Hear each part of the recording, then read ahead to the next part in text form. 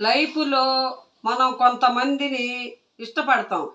ఎంత అంటే తనే ప్రపంచంగా తను ఉంటే చాలు ఇంకెవరు వద్దు. ఒకానొక టైంలో ఒక పేరెంట్స్ కంటే కూడా ఎక్కువ ఇష్టపడతాం. కానీ వాళ్ళేం చేస్తారంటే కనీసం పట్టించుకోరు.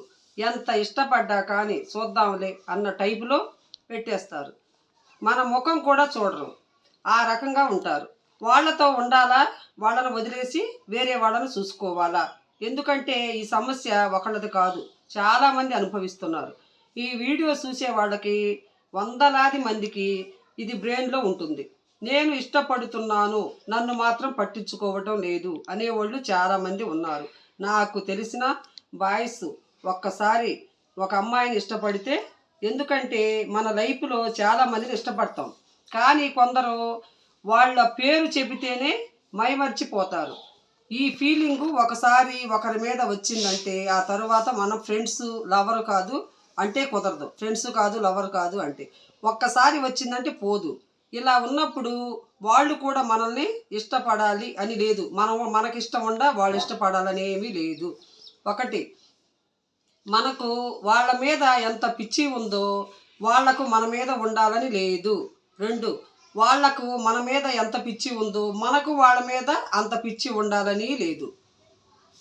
ఇలా ఉన్నారు కాబట్టి కలవద్దని రూలు లేదు. ఇలా ఉన్నాం కాబట్టి కలిసి ఉండాలని రూలు లేదు. గాలి ఎటు తిరిగితే అటు పోతుంది. పట్టుకొని వేలాడాలని లేదు. మనసు కూడా అంతే. దానికి ఒక లెక్క పత్రం అనేది లేదు. అలాగని గళ్ళీకొకరిని ప్రేమించమని లేదు. మీకు వాళ్ళు నచ్చినట్టు మీరు వాళ్ళకి నచ్చాలని లేదు. ఒక ఉదాహరణ, నాకు వాడంటే పిచ్చి. వాడు నా వెనకాలే తిరిగి ఉండడు. నా వెనకాలే నాకేం తక్కువరా, నా వంకాయ తిరిగి చూడవేంటిరా అంటారు ఒక్కొక్కళ్ళు. మిమ్మల్ని ప్రతి ఒక్కరూ ఇష్టపడాలని లేదు. నువ్వు చూడాలని అనుకున్నా వాళ్ళకి ఇష్టం ఉండాలి కదా, ఇష్టపడాలని లేదు. మిమ్మల్ని ఇష్టపడేవారు మీరెంత ఇష్టపడ్డారో అంత ఇష్టపడాలని లేదు.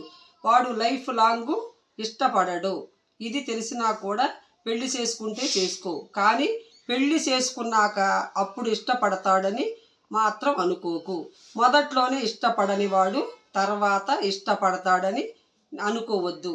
నీ తలకాయ ఏ బుక్ అయినా మొదటిసారి చదివితే మురిపంగానే ఉంటుంది.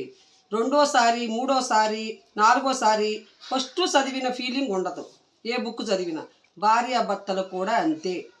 ఆ ఆ బాండు పెరగాలి కానీ ఆ మోజు పెరగదు. వాళ్ళ మీద నమ్మకం ఉంటేనే వాళ్ళని పెళ్లి చేసుకోండి. లేకపోతే ఇప్పుడే సైలెంట్గా ఉండండి. అబ్బాయి మిమ్మల్ని ఇష్టపడటం లేదు, ఇష్టపడుతున్నాడేమో, అది ఆ స్టైల్లో. మీ స్టైల్ ఏంటి? చిన్న గుడ్ మార్నింగ్, చిన్న గుడ్ నైట్, చిన్న కిస్సు, ఇది మీ స్టైలు. ఆయన స్టైలు ఏంటయి? నువ్వే సేపుగా ఇంటికి వెళ్ళావా లేదా, నువ్వు టైంకి అన్నం తిన్నావా లేదా, నీకు ఏదైనా దెబ్బ తగిలితే మెడిసిన్ తీసుకున్నావా లేదా, ఇది కూడా లవ్వే. కానీ అది ఆయన స్టైలు. ఆ అమ్మాయికి ఏమని పిలిపిస్తుందంటే ఆ అబ్బాయి తక్కువ ప్రేమిస్తున్నాడు నాకంటే.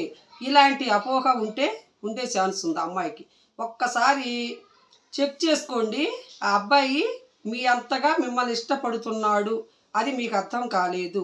ఆ అమ్మాయికి మీరంటే ఇష్టమే కావచ్చు, కానీ పేరెంట్స్ ఇష్టపడి ఎంగేజ్మెంట్ చేసేది ఇలాంటి అమ్మాయి. ఆ అమ్మాయి అని మీకు ఐడియా ఉండదు. నేను లవ్ చేస్తున్నా, ఆ దున్నపోతు లవ్ చేయటం లేదు. ఎంతో ప్రేమ నాకు. ఎంతో ప్రేమ ఉంటే కనుక దున్నపోతు అని పిలవరు కదా. మీకు ఎక్కువ ప్రేమ ఉంటేనే దున్నపోతు అని పిలుస్తారు. ఒరే దున్నపోత, 30 సార్లు చెప్పినా నీకు అర్థం కావటం లేదా? ఇది 100% లవ్వు. ఈ స్టేజీలో మాట్లాడేవారు దున్నపోతు అంటారు. నేను లవర్స్ని అంటున్నాను.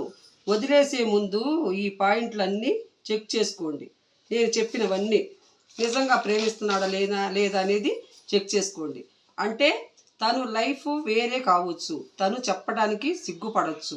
ఇవన్నీ చెక్ చేసుకున్న తర్వాత కూడా మీరే ఎక్కువ ప్రేమిస్తున్నారు, తను జీరో అని మీకు క్లారిటీగా అనిపిస్తే రేపటి కోసం ఇంకో అమ్మాయి వస్తుంది, రేపటి కోసం ఇంకో అబ్బాయి వస్తాడు. అది మీరు అర్థం చేసుకోవాలి. ఈ ఈ మూమెంట్లో అది అర్థం కాదు, బాధే ఉంటుంది. ఒకటి ఒకటి పీకినాక అబ్బా అంటూ అరిచామనుకోండి, మీరు నన్ను కొట్టారు అని మీరు అనుకోవద్దు. మీకు పిల్ల మీద ఫీలింగ్ లేదు. పొద్దున్నే లేచి దేవుడికి దండం పెట్టుకొని ముందుకు వెళ్ళండి. తర్వాత ఆ దేవుడే ఏం చేయాలో ఎలా చేయాలో అన్నీ దేవుడే చూపిస్తాడు. అబ్బాయికి అమ్మాయి మీద ప్రేమ ఉందో లేదు, అమ్మాయికి అబ్బాయి మీద ప్రేమ ఉందో లేదో అవన్నీ దేవుడే చూపిస్తాడు. కాబట్టి చాలా లవ్లీగా తెలుసుకొని ముందుకు వెళ్ళండి. మంచి చెడు తెలుసుకొని ప్రేమ ఉందా లేదా, ప్రేమిస్తున్నాడా లేదా అని తెలుసుకొని అన్నీ కనుక్కున్నాకే పెళ్ళిళ్ళు చేసుకోండి.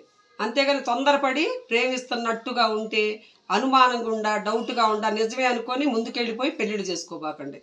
ఈ రోజుల్లో యువకుల ప్రేమలు అంత ఇంపార్టెంట్గా లేవు.